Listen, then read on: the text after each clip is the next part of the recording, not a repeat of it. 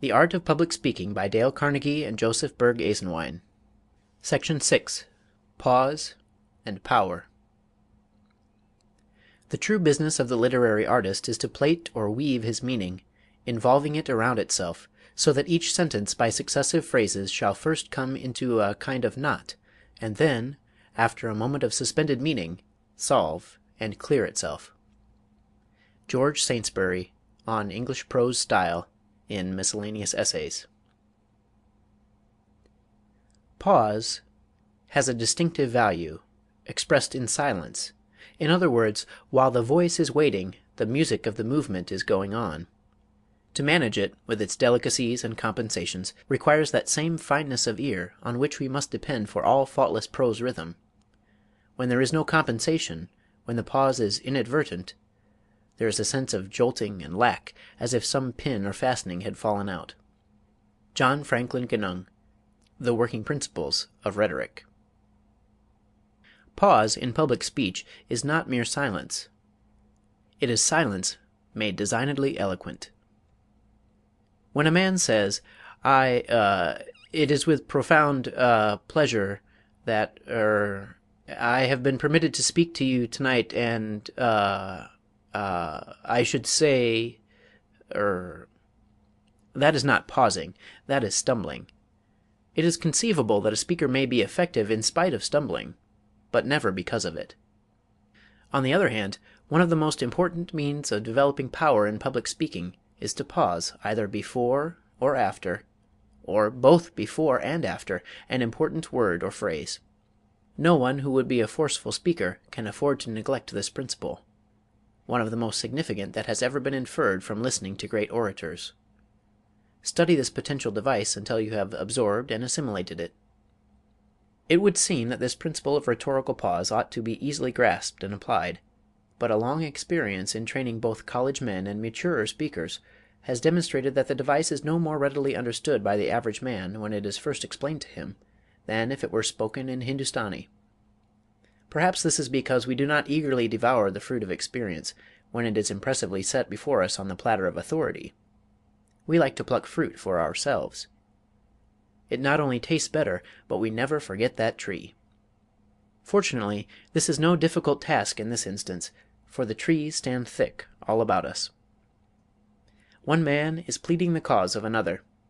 This man, my friends, has made this wonderful sacrifice for you and me. Did not the pause surprisingly enhance the power of this statement? See how he gathered up reserve force and impressiveness to deliver the words, "for you and me." Repeat this passage without making a pause. Did it lose in effectiveness? Naturally enough, during a premeditated pause of this kind, the mind of the speaker is concentrated on the thought to which he is about to give expression. He will not dare to allow his thoughts to wander for an instant. He will rather supremely center his thought and his emotion upon the sacrifice whose service, sweetness, and divinity he is enforcing by his appeal. Concentration, then, is the big word here. No pause without it can perfectly hit the mark. Efficient pausing accomplishes one or all of four results. 1. Pause enables the mind of the speaker to gather his forces before delivering the final volley. It is often dangerous to rush into battle without pausing for preparation or waiting for recruits. Consider Custer's massacre as an instance. You can light a match by holding it beneath a lens and concentrating the sun's rays. You would not expect the match to flame if you jerk the lens back and forth quickly. Pause, and the lens gathers heat. Your thoughts will not set fire to the minds of your hearers unless you pause to gather the force that comes by a second or two of concentration. Maple trees and gas wells are rarely tapped continually. When a stronger flow is wanted, a pause is made. Nature has time to gather her reserve forces, and when the tree or the well is reopened, a stronger flow is the result. Use the same common sense with your mind. If you would make a thought particularly effective, pause just before its utterance. Concentrate your mind energies, and then give it expression with renewed vigor. Carlyle was right. Speak not, I passionately entreat thee, till thy thought has silently matured itself. Out of silence comes thy strength. Speech is silvern, silence is golden. Speech is human. Silence is divine. Silence has been called the father of speech. It should be. Too many of our public speeches have no fathers. They ramble along without pause or break. Like Tennyson's brook, they run on forever. Listen to little children, the policeman on the corner, the family conversation around the table, and see how many pauses they naturally use, for they are unconscious of effects.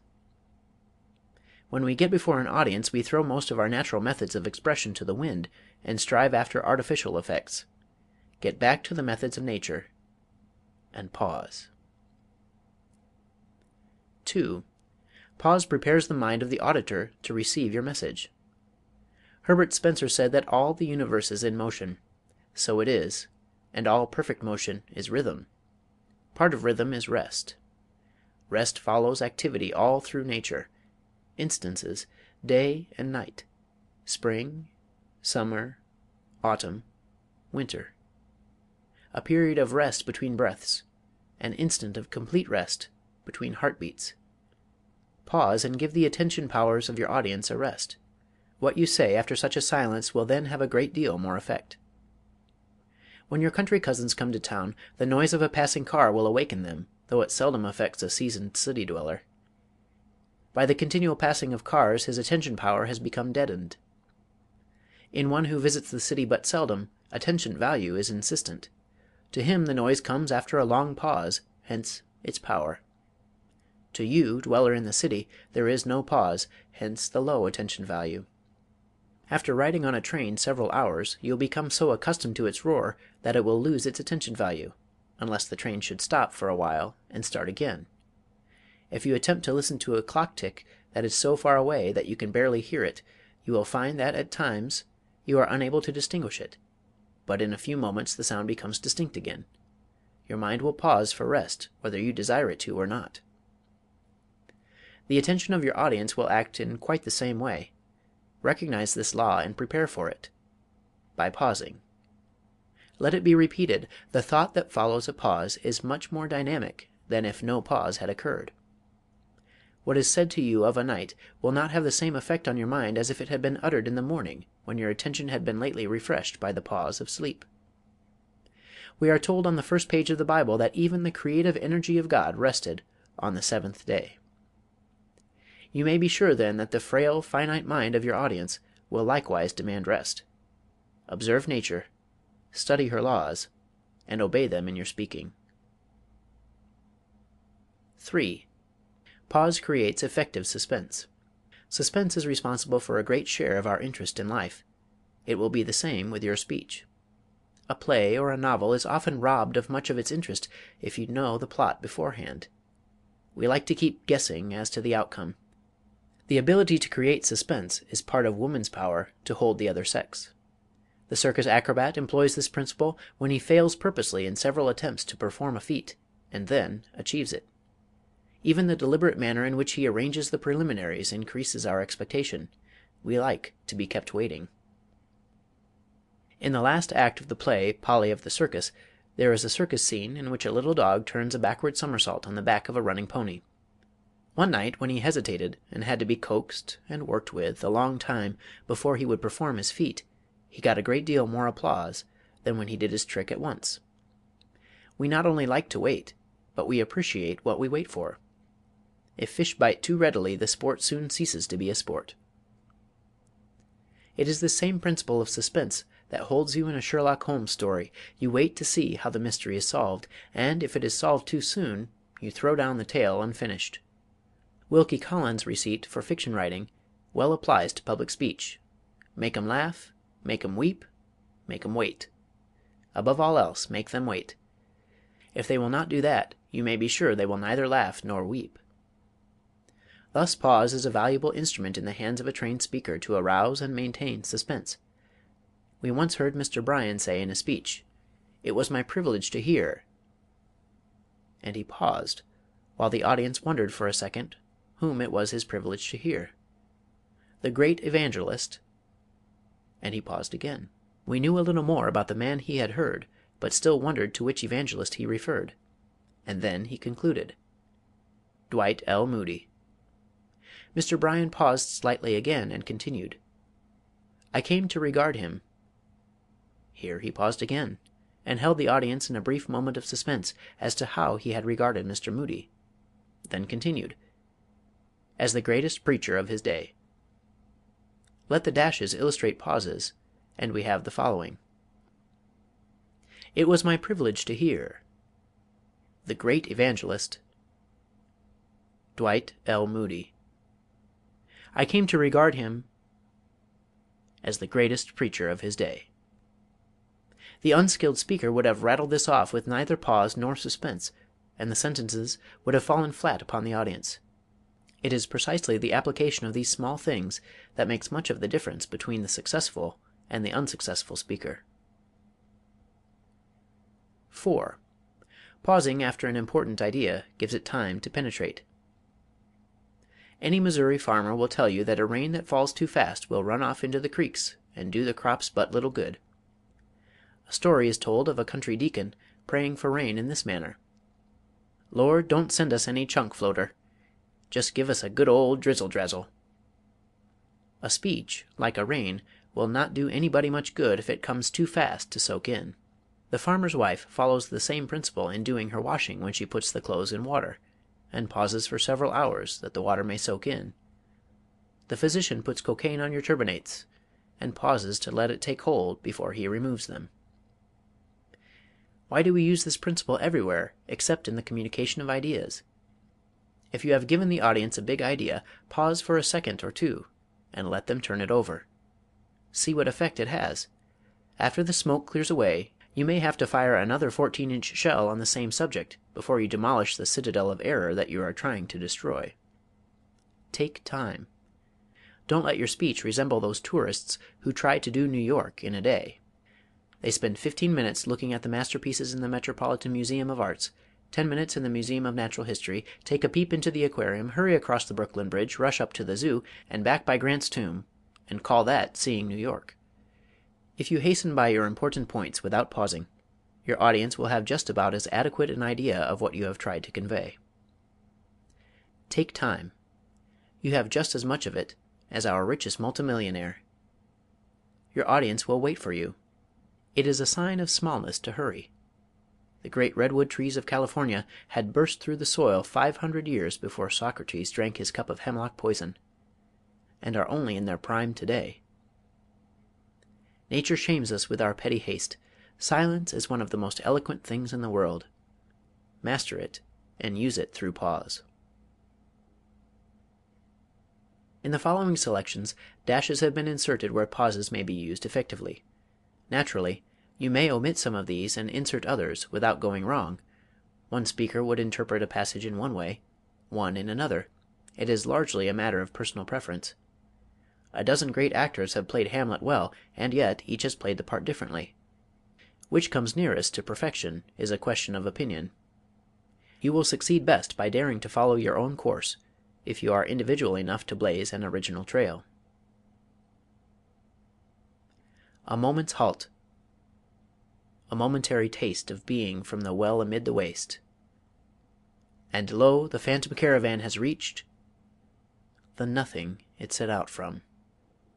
Oh, make haste. The worldly hope men set their hearts upon turns ashes, or it prospers, and anon, like snow upon the desert's dusty face, lighting a little hour or two, is gone. The bird of time has but a little way to flutter, and the bird is on the wing.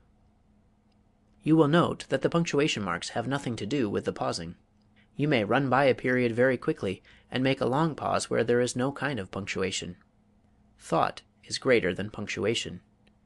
It must guide you in your pauses.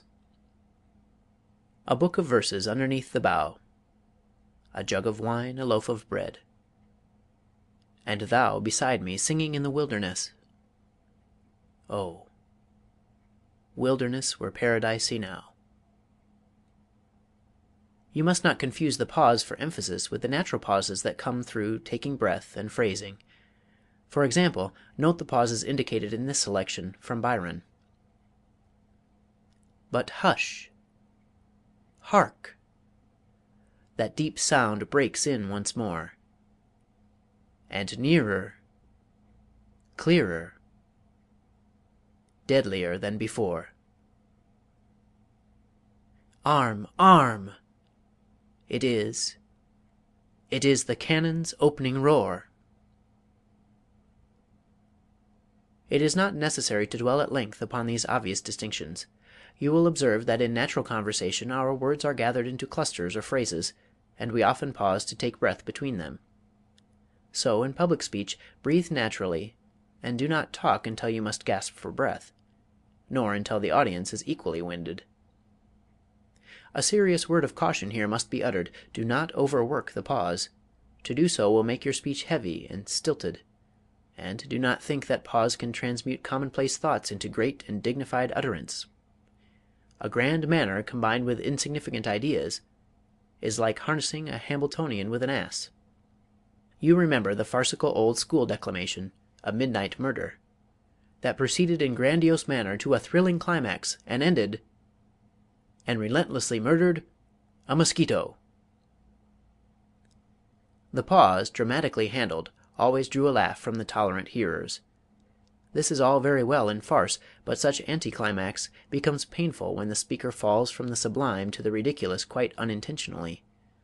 The pause, to be effective in some other manner than in that of the boomerang, must precede or follow a thought that is really worth while, or at least an idea whose bearing upon the rest of the speech is important. William Pittenger relates in his volume, Extempore Speech, an instance of the unconsciously farcical use of the pause by a really great American statesman and orator. He had visited Niagara Falls and was to make an oration at Buffalo the same day, but unfortunately he sat too long over the wine at dinner.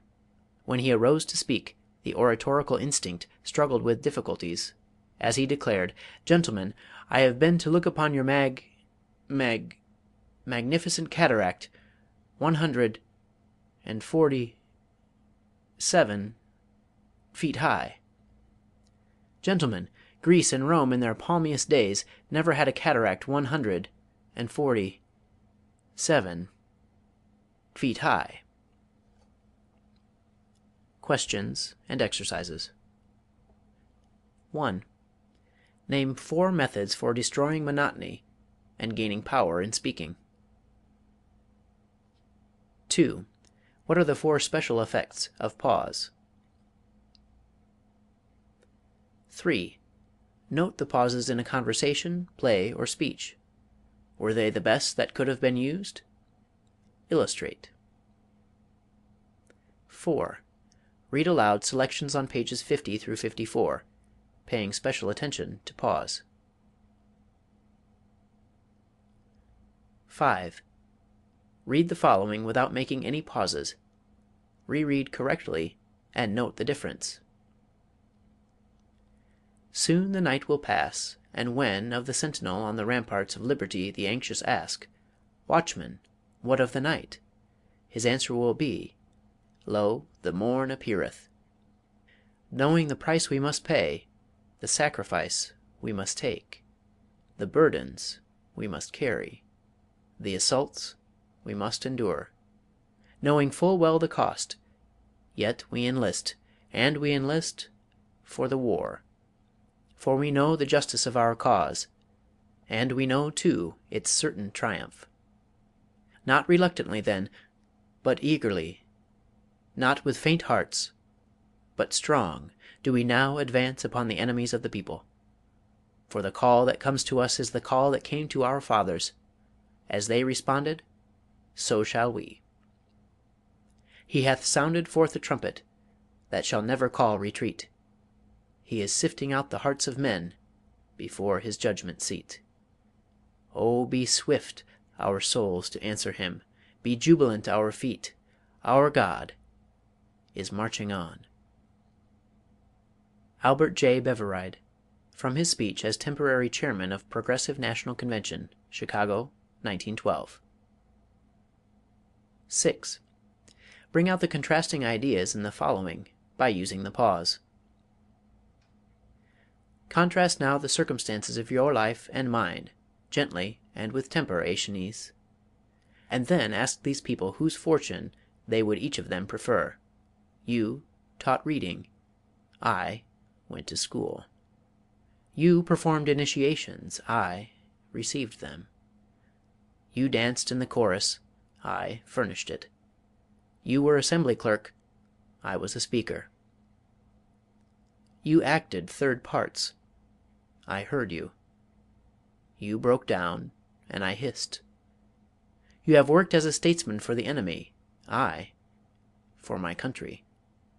I passed by the rest, but this very day I am on my probation for a crown, and am acknowledged to be innocent of all offense, while you are already judged to be a pettifogger. And the question is, whether you shall continue that trade, or, at once, be silenced by not getting a fifth part of the votes. A happy fortune, do you see, you have enjoyed, that you should denounce mine as miserable. Demosthenes. 7. After careful study and practice, mark the pauses in the following. The past rises before me like a dream. Again we are in the great struggle for national life. We hear the sounds of preparation, the music of the boisterous drums, the silver voices of heroic bugles. We see thousands of assemblages, and hear the appeals of orators. We see the pale cheeks of women and the flushed faces of men. And, in those assemblages, we see all the dead whose dust we have covered with flowers. We lose sight of them no more. We are with them when they enlist in the great army of freedom. We see them part from those they love. Some are walking for the last time in quiet woody places with the maiden they adore. We hear the whisperings and the sweet vows of eternal love as they lingeringly part, forever. Others are bending over cradles, kissing babies that are asleep. Some are receiving the blessings of old men. Some are parting from those who hold them and press them to their hearts again and again and say nothing. And some are talking with wives, and endeavoring with brave words spoken in the old tones to drive from their hearts the awful fear. We see them part. We see the wife standing in the door, with the babe in her arms, standing in the sunlight sobbing. At the turn of the road, a hand waves. She answers by holding high in her loving hands the child. He is gone, and forever. Robert J. Ingersoll, to the Soldiers of Indianapolis. 8. Where would you pause in the following selections? Try pausing in different places and note the effect it gives. The moving finger writes, and having writ moves on. Nor all your piety nor wit shall lure it back to cancel half a line, nor all your tears wash out a word of it. The history of womankind is a story of abuse. For ages men beat, sold, and abused their wives and daughters like cattle. The Spartan mother that gave birth to one of her own sex disgraced herself. The girl babies were often deserted in the mountains to starve. China bound and deformed their feet. Turkey veiled their faces.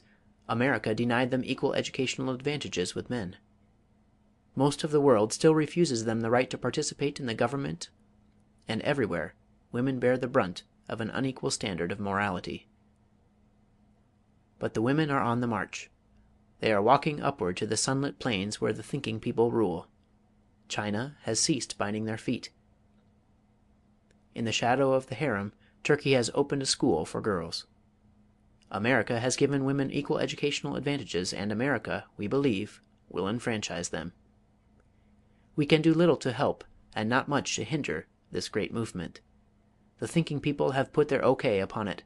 It is moving forward to its goal just as surely as this old earth is swinging from the grip of winter toward the spring's blossoms and the summer's harvest.